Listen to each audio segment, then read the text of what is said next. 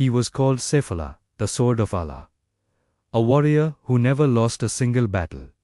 An army that never defeated him. An enemy that never broke him. Yet, his story did not end on the battlefield.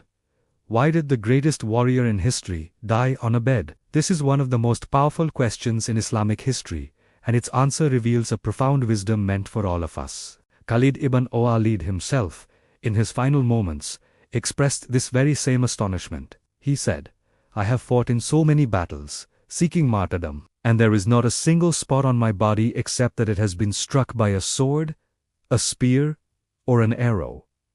Yet, here I am dying on my bed like an old camel. May the eyes of the cowards never find rest." At first glance, this might sound like a complaint, a moment of weakness, but it was far from it. It was a reflection on a divine plan he was only just beginning to understand. This was Allah's design, and within it lies a hidden wisdom for the entire Ummah, for all time. What was this lesson? It was simple, yet incredibly profound. Allah wanted to teach the world, once and for all, that victory does not come from swords, conquest does not come from sheer strength, and success, in any endeavor, comes only from Allah. Think about it. If Khalid, the undefeated general, had died in the heat of battle, people might have misunderstood the source of Islam's success.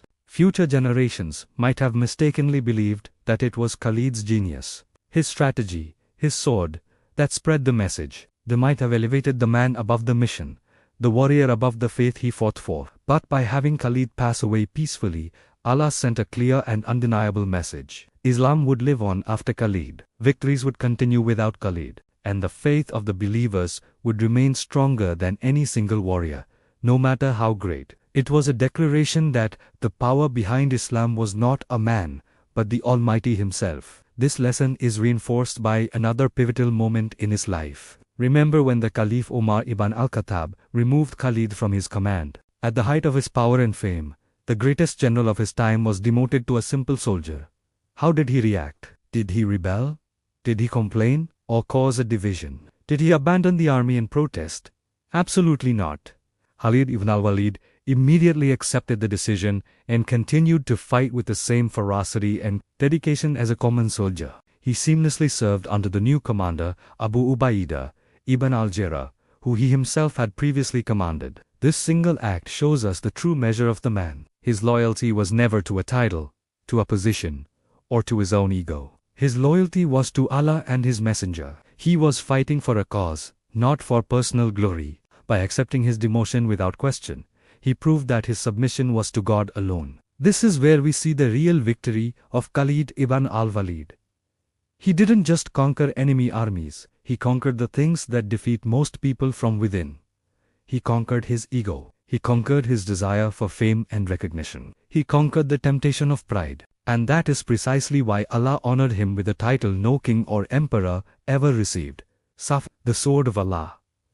The title wasn't just for his battlefield victories, it was for his spiritual victories, his complete and utter submission. So what is the message for us today, living centuries later? It's a lesson that applies to our jobs, our studies, our families, and our personal struggles. You may work incredibly hard.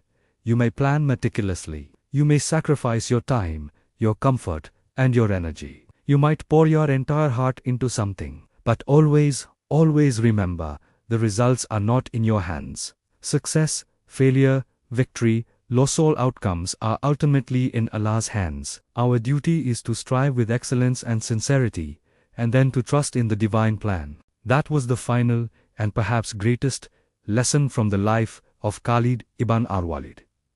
But his legacy doesn't end there. In our next part, we're going to dive into the practical genius of Khalid. We'll reveal how he completely revolutionized the art of warfare, introducing military strategies that are still studied in military academies around the world today. We'll explore why even modern generals hold his tactical brilliance in the highest regard. Part 9 is coming up next, so make sure you don't miss it. Thanks for watching, and be sure to subscribe for more.